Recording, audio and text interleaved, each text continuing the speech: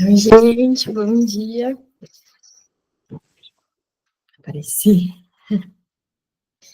Ai, que frio. Deixa eu ver onde a gente estava. Nossa Senhora, eu desci, agora eu subo, meu Deus, que frio. Congelando. Ó, no livro físico, a gente está na 155, e aí vamos começar a parte 3. O sonho é a realização de um desejo. Então, quem está no PDF, dá para procurar. Aí dá um Ctrl L, fica fácil. Vamos lá? Vocês estão me ouvindo e vendo direitinho, né?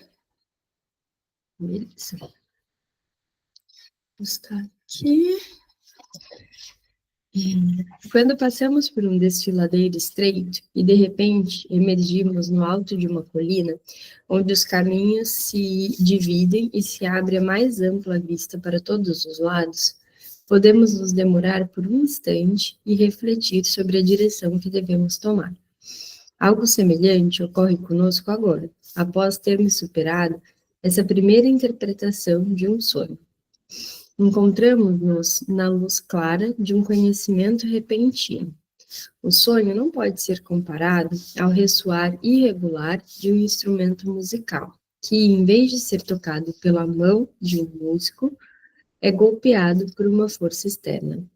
Ele não é despido de sentido, é absurdo. Se eu dar uma paradinha, é porque eu estou aceitando uma galera aqui que está entrando, tá?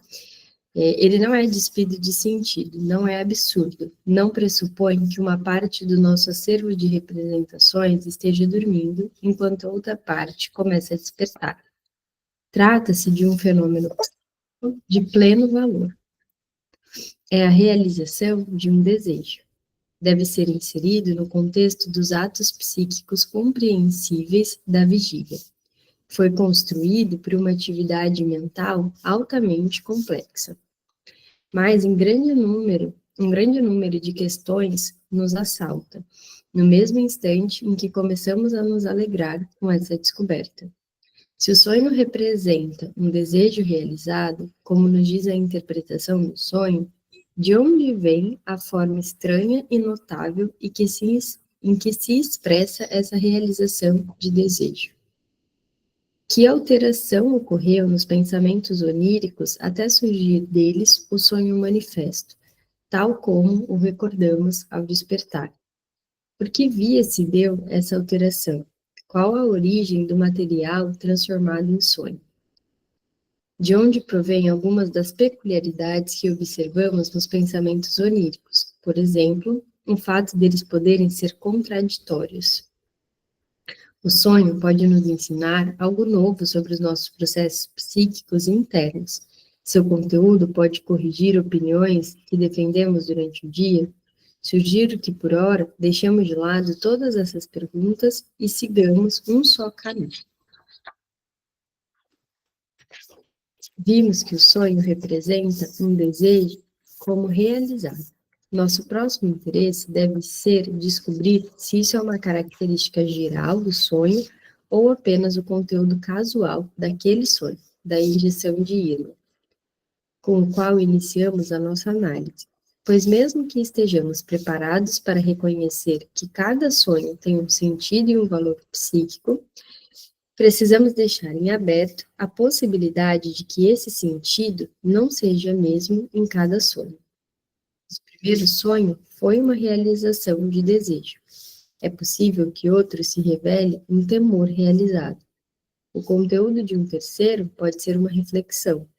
O quarto pode ser simplesmente reproduzir uma lembrança. Existem, então, outros sonhos de desejo, ou talvez não existam senão sonhos de desejos.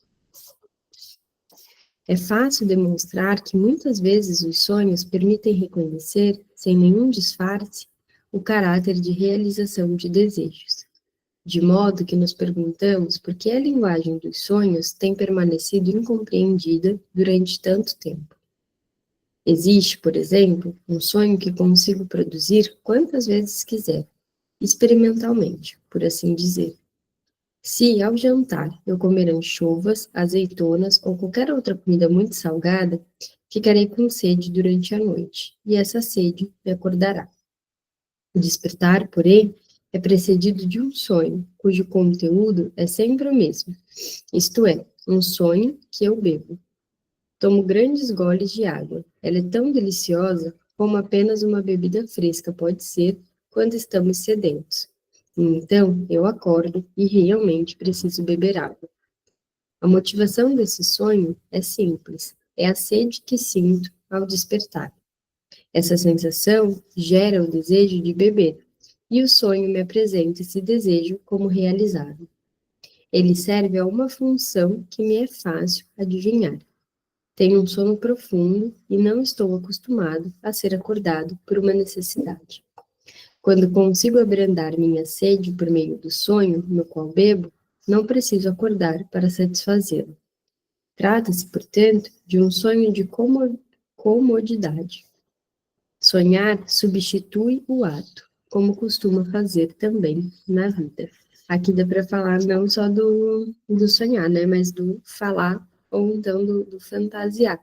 Eu não lembro agora em que, em que livro que a gente estudou no Conectadas que falava sobre isso. Também não lembro o texto exato que o Freud aponta essa questão, mas de que muitas vezes você falar, acho que talvez na obra inteira dê para a gente pensar sobre isso, mas de que você falar ou você fantasiar, você poder dizer das coisas, queria matar o fulano, nossa, se eu pudesse, eu faria tal coisa, é o que impede de fato da pessoa fazer. Aqui também? Eu acho que em vários lugares, né? E nesse Conectadas, Bruno, mal-estar. Foi? Foi. Porque tenho a impressão que já fazia algum tempo. É, porque a gente começou no início do ano, né? Talvez a gente tenha falado outras vezes, mas no mal-estar ele fala disso, sim. Eu acho que no Neurose, Psicose e Perversão, ele também fala sobre isso. Mas É, o mal-estar fala, é não uma fala? ideia geral, né, da obra dele como um todo, é uma ideia geral, mas eu fiquei pensando num texto específico, não sei por que me vem alguma coisa também do psicopatologia da vida cotidiana, mas eu não sei se teria de fato algum texto lá que fale sobre isso, mas não sei, me lembro de alguma coisa, mas de forma geral, isso tem relação, né, com a obra dele toda. Quando a gente pode falar, muitas vezes é o que impede a gente de fazer. E aí, então, sonhar entra nesse mesmo caminho. Infelizmente, a necessidade de água para matar a sede não pode ser satisfeita com um sonho. Ao contrário, olha aqui, aqui ele vai falar então. Vou até ler de novo. Infelizmente, a necessidade de água para matar a sede não pode ser satisfeita com um sonho. Ao contrário da minha sede de vingança contra o amigo Otto e o Dr. M. Mas a vontade é a mesma. Então é aqui, né? No sonho é possível se vingar. Quem nunca acordou cansado, né, de um sonho que se bateu ali em alguém que você estava com muita raiva? Eu nunca sonhei com isso, mas tem uma galera que já sonhou. Vocês já ouviram esse tipo de sonho? Não? Tem gente que fala, viu, que já acordei cansado de bater no fulano. Recentemente, esse mesmo sonho tem sofrido algumas modificações. Tive sede ainda antes do adormecer e tomei um copo de água que se encontrava na mesinha ao lado da minha cama. Algumas horas mais tarde, ainda durante a noite, sofri outro ataque de sede, que teve algumas consequências desagradáveis. Para conseguir água, eu precisaria levantar e pegar o copo que se encontrava no criado mudo da minha esposa. Sonhei, então, apropriadamente, que minha esposa me dá de beber de um vaso. Esse vaso é uma urna cinerária etrusca, que eu trouxera de uma viagem à Itália e que, desde então, dera de presente a alguém. A água, porém, era tão salgada, evidentemente por causa das cinzas, que eu acordei. Percebe-se como tudo se arranja convenientemente no sonho, visto que a realização do desejo é a sua única intenção. Ele pode ser totalmente egoísta. O amor à comodidade realmente não é compatível com a consideração de outros. A inserção da urna cinerária é, provavelmente, também uma realização de desejo. Lamento não possuir mais esse vaso, assim como o copo d'água ao lado da minha esposa também não está a meu alcance. A urna cinerária se adequa também à sensação intensificada do gosto salgado. E eu sei que esta me obrigará a acordar. Aqui tem uma nota. Weygandit também conhecia os sonhos de sede e diz o seguinte: é justamente a sensação de sede que é percebida com a maior precisão. Ela sempre gera a representação de que é saciada. O modo como o sonho representa o ato de saciar a sede varia e toma sua forma específica de uma lembrança recente. Um fenômeno comum é também que, imediatamente após a representação da sede saciada, ocorre uma decepção quanto ao pequeno efeito do suposto refrigério. No entanto, ele ignora a validade universal da realização do sonho ao estímulo. Quando outras pessoas acometidas pela sede durante a noite acordam sem terem sonhado antes, isso de alguma forma significa uma objeção ao meu experimento. Antes caracteriza seu sono como pior do que o meu. Aí tem uma nota acrescentada em 1914. Isaías 29,8. Será também como o faminto que sonha que estás a comer, mas acordando sente a sua alma vazia, ou como o sequioso que sonha que está a beber, mas acordando, eis que anda desfalecido. Se acha e sua alma com sede. Esses sonhos de comodidade eram muito frequentes em minha juventude. Acostumado a trabalhar até altas horas da noite, sempre tive dificuldade para acordar cedo. Costumava, então, sonhar que estava fora da cama e junto ao lavatório. Após algum tempo, não conseguia mais negar o fato de que eu ainda não havia me levantado. No entanto, dormira um pouco mais. Esse mesmo sonho de inércia, numa forma particularmente divertida, me foi relatado por um jovem colega, que parece compartilhar minha tendência a dormir. A anfitriã da pensão em que morava, nas proximidades do hospital, tinha a ordem expressa de acordá-lo a tempo todas as manhãs, mas tinha também grande dificuldade quando tentava cumprir sua missão. Certa manhã, o sono era especialmente doce. A senhora abriu a porta e gritou: Senhor Pepe, acorde, o senhor tem que ir ao hospital. Então, meu colega sonhou com um quarto no hospital, com uma cama em que ele estava, e com uma placa na cabeceira que se lia: Pepe H. Candy Med, 22 anos. No sonho, disse a si mesmo: já que estou no hospital, não preciso ir até lá. Virou-se e continuou a dormir.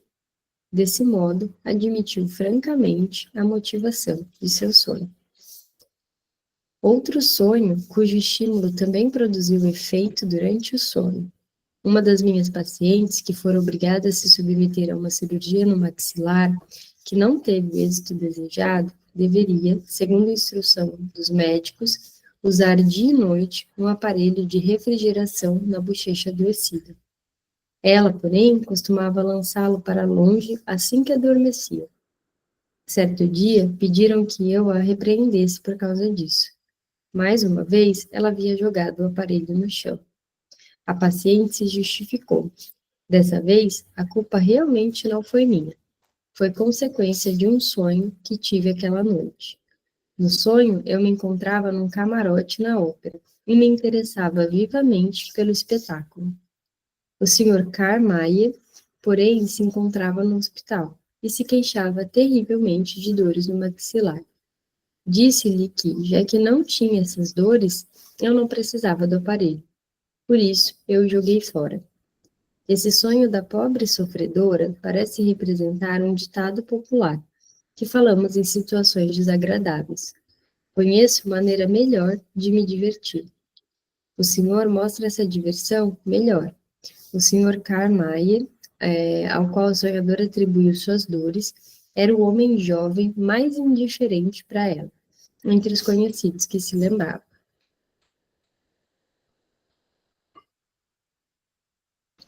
Igualmente fácil é identificar a realização de desejos em alguns outros sonhos que colhi de pessoas saudáveis. Um amigo que conhece minha teoria dos sonhos e a comunicou à sua esposa me disse certo dia: minha esposa pediu que eu lhe contasse que ontem ela teve um sonho na qual estava menstruada. Você saberá o que isso significa. É claro que sei. Se a jovem mulher sonhou que estava menstruada, a menstruação atrasou. Entendo muito bem que ela gostaria de ter aproveitado um pouco mais a sua liberdade antes de assumir o fardo da maternidade. Foi uma maneira esperta de anunciar sua primeira gravidez. Outro amigo me escreve que recentemente sua esposa sonhou que tinha percebido manchas de leite na frente de sua camisola. Isso também é um anúncio de gravidez. Não, porém, da primeira. A jovem mãe que deseja ter mais leite para o segundo filho do que tivera para o primeiro. Esses sonhos aqui também estão muito fáceis, né? Esse sonho aqui é sonho de preocupação. Uma jovem mulher que se isolara do convívio social durante semanas a fio para cuidar da doença infecciosa de seu filho, sonha, após o feliz desfecho da doença, com uma festa que conta com a presença de Alphonse Daudet, Paul Bourget, Marcel Prévost e outros. Todos eles são muito simpáticos com ela e a entretêm maravilhosamente. Esses autores apresentam os mesmos traços que seus retratos. Marcel Prévost, cujo retrato ela nunca viu, se parece com o funcionário da desinfecção que, na véspera, limpara o quarto do doente e que fora o primeiro visitante após muito tempo. Acreditamos poder traduzir o sonho por completo. Está na hora de algo mais divertido. Chega de cuidar eternamente desse doente. Essa seleção talvez baste para demonstrar que muitas vezes, e sobre as condições mais variadas, encontramos no sonho que só podem ser compreendidos como realizações de desejos e que representam seu conteúdo sem nenhum disfarce. São, na maioria das vezes, sonhos sucintos e simples, que se destacam agradavelmente das composições oníricas confusas e exuberantes que têm chamado a atenção dos autores. Vale, porém, demorar-nos mais um pouco nesses sonhos simples. Creio que podemos esperar as formas mais simples de sonhos nas crianças, cujas produções psíquicas certamente são menos complicadas que nos adultos. Vocês já tentaram perguntar uma criança quando ela acorda, e aí, o que você sonhou?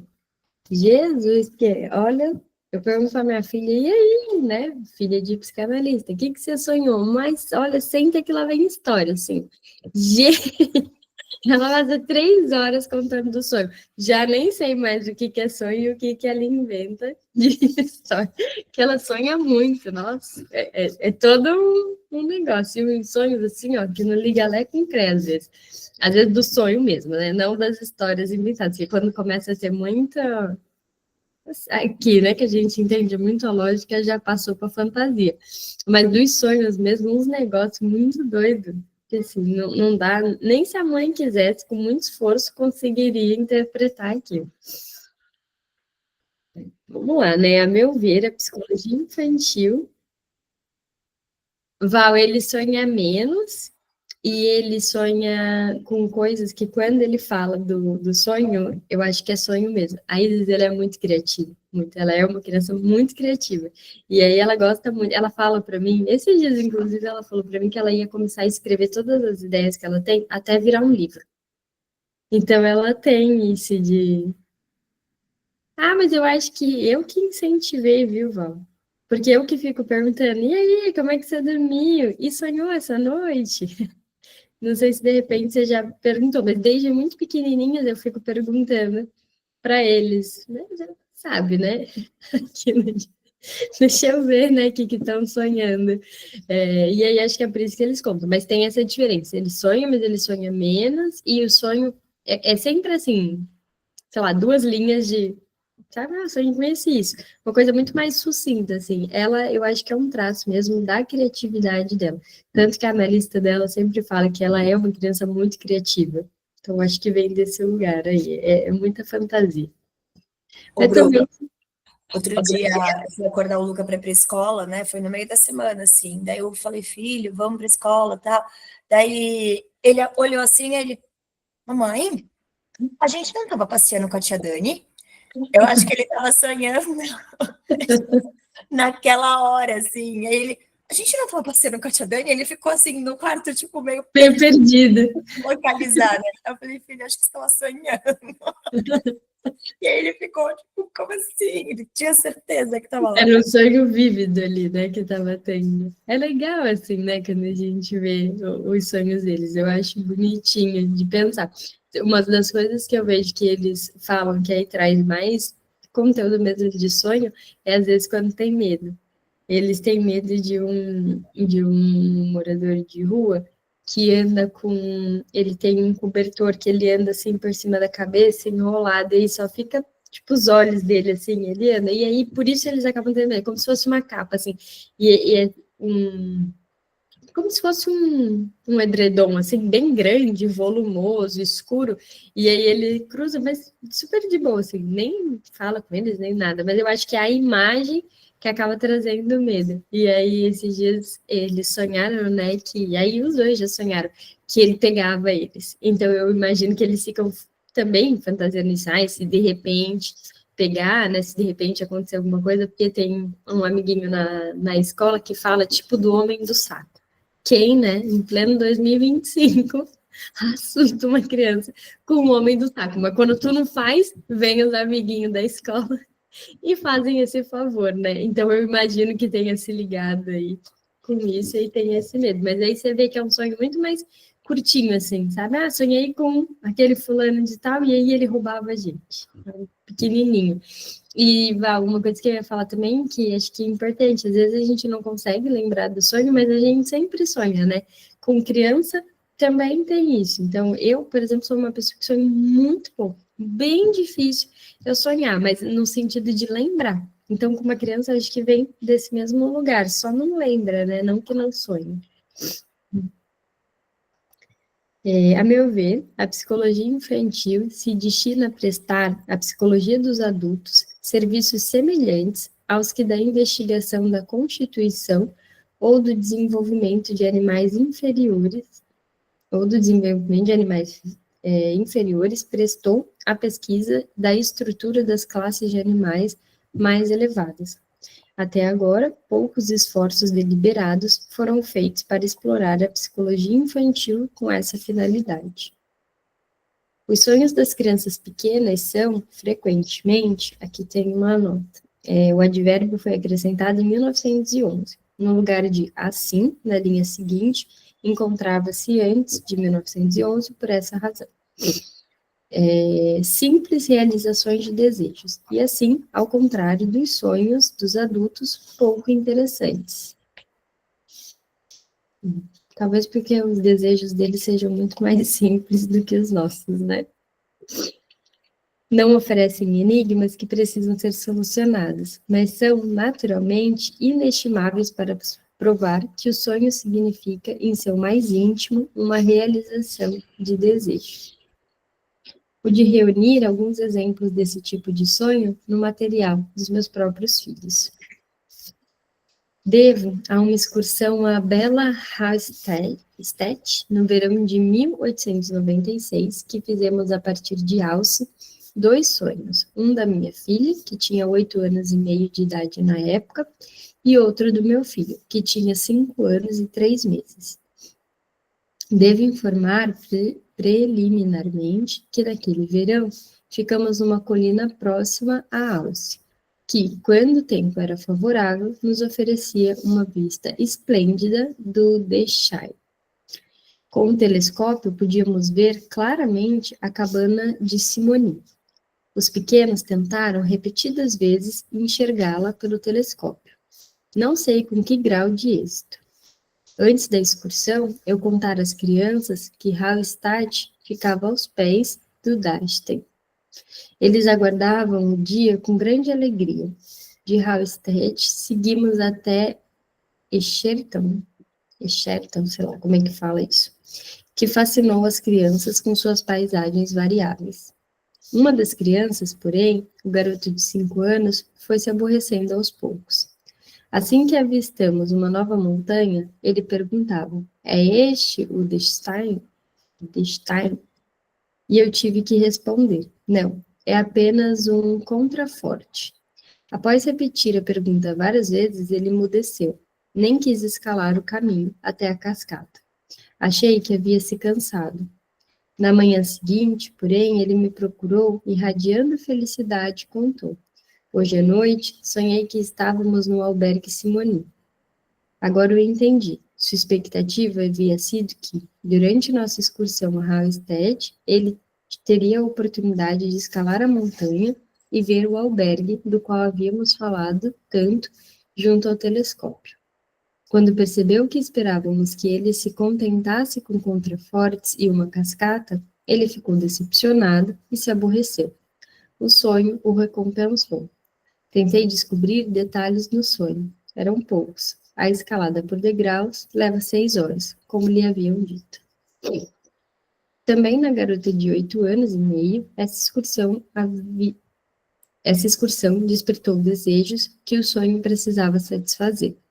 Havíamos levado conosco para Hallstatt o filho de 12 anos dos nossos vizinhos, um perfeito cavalheiro, que, como me parecia, já gozava de todas as simpatias da pequena senhorita.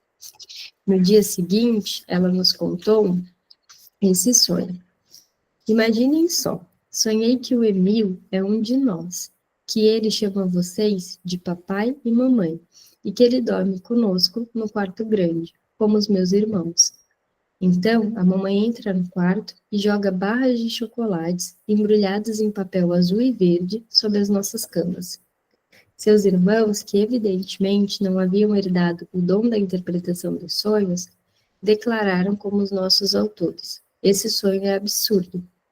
A garota defendeu pelo menos parte do sonho, e é valioso para a teoria das neuroses saber que parte, sim, é absurdo Emil viver conosco, mas isso das barras de chocolate não é. Era precisamente essa parte que me parecia obscura. A mãe me forneceu a explicação. No caminho da estação de trem para casa, as crianças haviam parado em frente a uma máquina de venda e pediram exatamente esse tipo de barra de chocolate embrulhada em papel metálico, que, como sabiam, aquela máquina vendia. A mamãe, porém, lhes disse corretamente que aquele dia já lhe satisfizera um número suficiente de desejos, deixando esse para o sonho. Eu não havia observado essa pequena cena. Consegui, porém, entender sem dificuldades aquela parte do sonho que a minha filha havia banido. Eu mesmo tinha ouvido, como nosso convidado bem educado pedira, às crianças que esperassem até que papai e mamãe os alcançassem.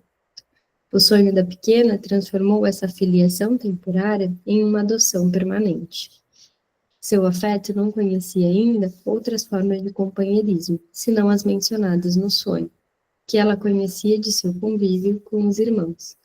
Naturalmente, a razão pela qual as barras de chocolate foram jogadas sobre as camas não podia ser esclarecida sem perguntas à criança.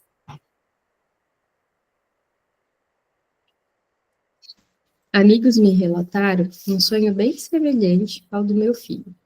Era o sonho de uma menina de 8 anos. O pai havia feito uma caminhada com várias crianças até Dornbeck, com a intenção de visitar a cabana de Holler. No entanto, como estava ficando tarde, teve que voltar, prometendo às crianças que as recompensaria em outra ocasião. Na volta, passaram pela placa que indica o caminho para Rameal. As crianças insistiram, então, para serem levadas até o Rameal. Mas, pela mesma razão, tiveram que ser consoladas com a promessa de que o fariam no outro dia. No dia seguinte, a garota de 8 anos disse ao pai com satisfação: Papai, hoje eu sonhei que você esteve conosco no albergue de Royer e no Rameal. Sua impaciência havia antecipado a realização da promessa feita pelo pai. Igualmente sincero é o outro sonho que a bela paisagem de Alce havia instigado em minha filha, de 3 anos e 3 meses de idade, na época.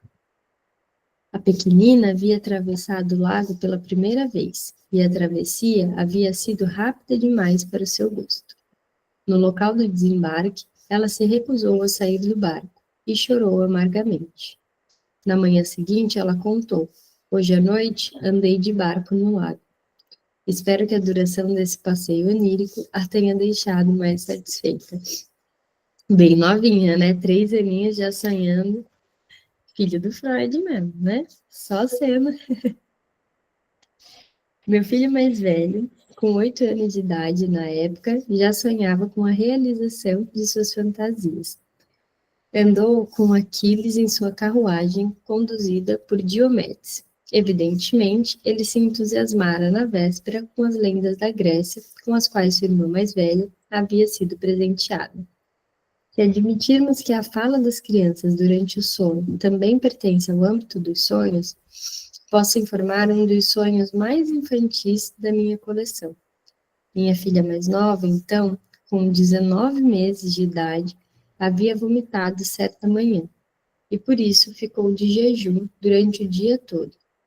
Na noite seguinte a esse dia de fome, nós a ouvimos exclamar excitadamente durante o sono. Ana, aí ele colocou Feld aqui, né? Mas devia ser porque eu não falava o E. Moango silvestre. É exatamente isso. Cortou todos os R's. Melete mingau. Na época, ela usava seu nome para expressar a ideia de que tomava posse de algo. O cardápio abrangia tudo que lhe parecia uma refeição desejável. O fato de que os morangos apareciam nele em 2 variações era uma demonstração contra os regulamentos de saúde domésticos, e teve sua causa na circunstância certamente percebida por ela, de que a babá havia atribuído a sua indisposição ao consumo excessivo de morangos. No sonho, ela se vingou desse veredito desagradável para ela. Aqui tem uma nota. Uma proeza igual foi realizada pouco tempo depois, num sonho da avó dessa menina. Suas idades somavam mais ou menos 70 anos. Após ter sido obrigada a passar fome durante um dia, em virtude da inquietação de seu rim ectópico, ela sonhou, evidentemente, transferindo-se para o tempo feliz de sua juventude em flor, que já tinha sido convidada para 2 refeições principais, e que ambas as vezes recebera iguarias das mais deliciosas. Quando bendizemos a infância por ela, ainda não conhecer o desejo sexual, não devemos ignorar como o outro dos 2 grandes instintos vitais pode ser uma rica fonte de decepção, de renúncia e, portanto, de estímulo para o sonho. Aí tem outra nota, acrescentada em 1911. Um estudo mais demorado da vida psíquica das crianças nos ensina, certamente, que forças instintuais sexuais em que configuração infantil exercem um papel considerável e, durante muito tempo, ignorado na atividade psíquica da criança, e nos leva a duvidar, em alguma medida, da felicidade da infância, tal como é reconstruída posteriormente pelos adultos. Eis aqui um segundo exemplo disso. Meu sobrinho de 20 anos de idade recebeu a tarefa de me dar os parabéns no meu aniversário e de me entregar como presente uma cestinha com cerejas, que ainda são raras nessa época do ano. Isso aparenta ser difícil para ele, pois repete incansavelmente: tem cereja dentro dela, e é impossível convencê-lo a soltar a cestinha. mas ele acha uma forma de se recompensar. Até então, costumava contar à mãe, todas as manhãs, que havia sonhado com um soldado branco, um oficial da guarda com um manto, que, certa vez, ele havia admirado na rua. No dia após o sacrifício de aniversário, ele acorda alegremente com um comunicado que só pode provir de um sonho. Aí, acho que é Hermann comeu todas as cerejas. Nota acrescentada em 1911.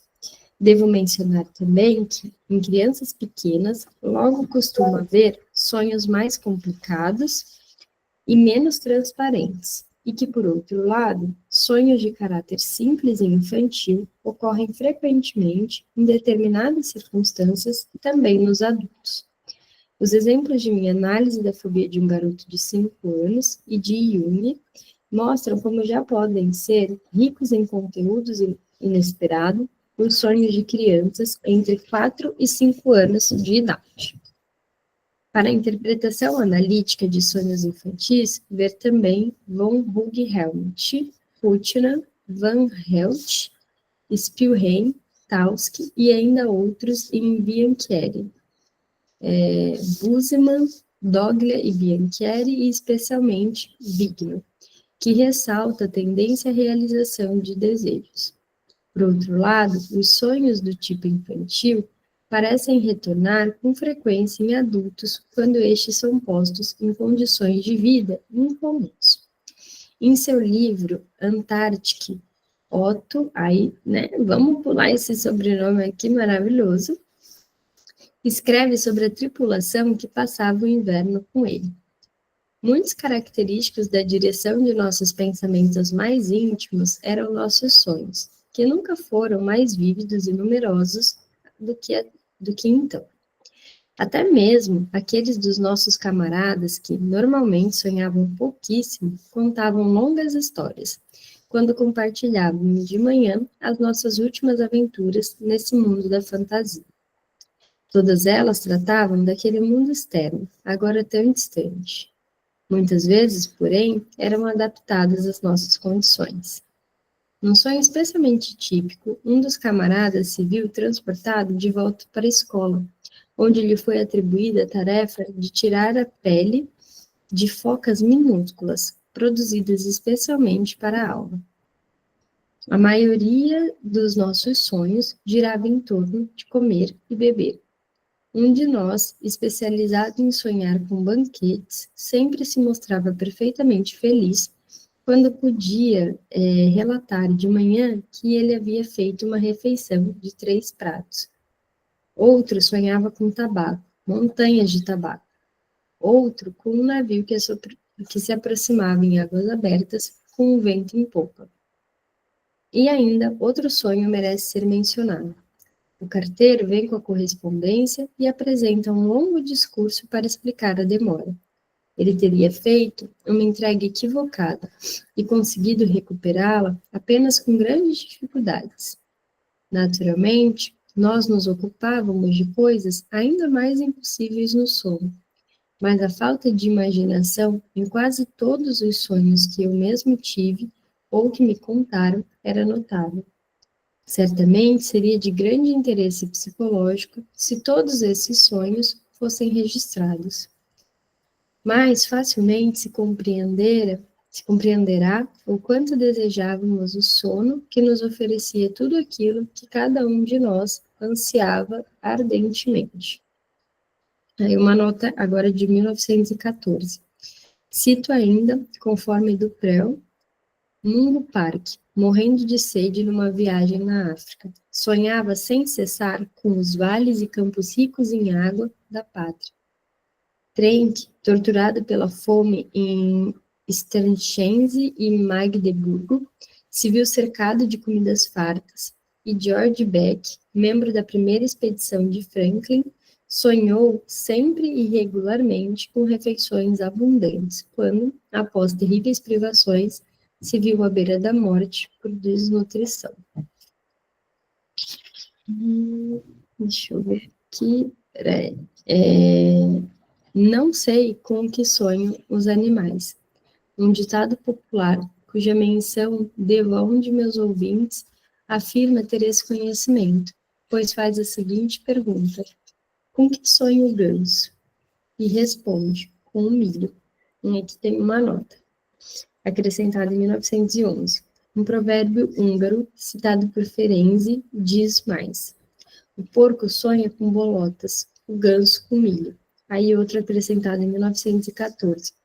Um provérbio judeu diz: o que sonha a galinha? O milhete. Toda a teoria segundo a qual o sonho seria uma realização de desejos está contido nessas duas frases. Aí tem mais uma nota aqui. Essa foi acrescentada em 1914. Está longe de mim afirmar que nenhum outro autor pensou em derivar um sonho de um desejo. Quem dá importância a tais prenúncios pode se referir, já na antiguidade, ao médico Herófilo, que viveu sob o primeiro Ptolomeu, e que, segundo vamos pular isso que é muito difícil, distinguiu 3 tipos de sonhos: os enviados por Deus, os naturais, que surgem quando a alma cria uma imagem daquilo que lhe é favorável e acontecerá, e os sonhos mistos, que surgem por si mesmos pela aproximação de imagens quando vemos o que desejamos. J. Stark destaca da coletânea dos sonhos de Chernin um sonho que o próprio autor caracteriza como realização de desejo. Chernin diz: a imaginação satisfez o desejo desperto da sonhadora de imediato, simplesmente porque ele existia de forma vívida em seu espírito. Esse sonho se encontra entre os sonhos de estado de ânimo. Próximo dele se acham os sonhos de anseios amorosos masculinos e femininos, e de ânimo abatido. Como vemos, de forma alguma, Scherner atribuiu aos desejos uma significação maior para o sonho de qualquer outro estado psíquico da vigília, muito menos estabelece um vínculo entre os desejos e a natureza do sonho. Percebemos agora que teríamos chegado à nossa teoria do sentido oculto do sonho pelo caminho mais curto se tivéssemos apenas consultado a linguagem corrente. É certo que às vezes a sabedoria da linguagem fala de maneira desdenhosa sobre o sonho. Ela parece querer dar razão à ciência quando julga que sonhos são espuma. Mas para a linguagem corrente, o sonho é, predominantemente, o abençoado realizador de desejos. Eu não teria imaginado isso em meus sonhos mais ousados, exclama encantado aquele que vê suas expectativas superadas pela realidade. É verdade isso daqui também. Olha, sabe que ele está falando dos animais? E eu fico pensando, eu não sei como é que funciona em outros animais, porque, né, não tenho essa experiência, mas como tem cachorro, o cachorro de vocês sonha? Que, gente, meus cachorros sempre sonharam. Muito bonitinho, que eles até choram no sonho. E chora, e as patinhas ficam. O Fred, todas as vezes que ele ia na praia, de noite ele sonhava. Tenho certeza que não devia ser com comida que ele sonhava, devia ser com o mar, porque ele era enlouquecido no mar. Ele era fascinado por praia.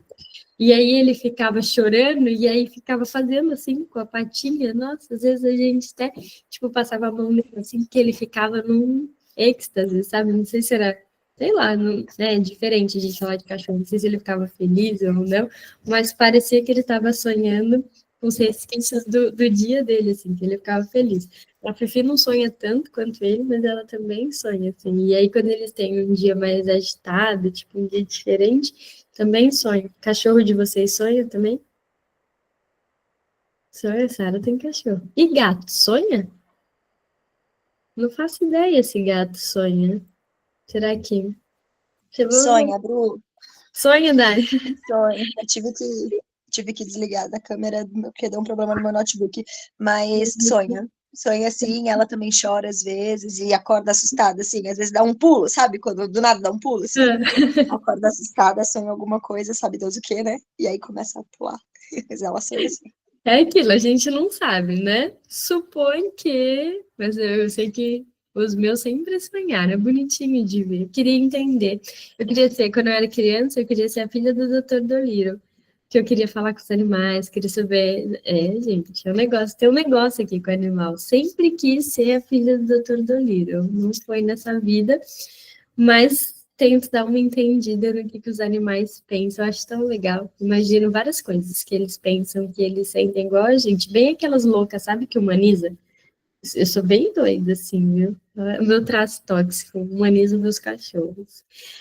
Ó, deixa eu falar para vocês, a gente vai terminar aqui para ter sentido na próxima semana, e aí a gente vai começar no capítulo 4, a deformação onírica. Só que a próxima semana não vai ser de leitura, não vai ser na próxima quinta, porque dia 10 eu estarei viajando. Vou estar de férias na semana que vem inteira, e aí a gente volta no dia 17, beleza? Se organizem aí, então quinta vocês estão de folga, e a gente se vê dia 17. Obrigada pela presença, um beijo, até mais.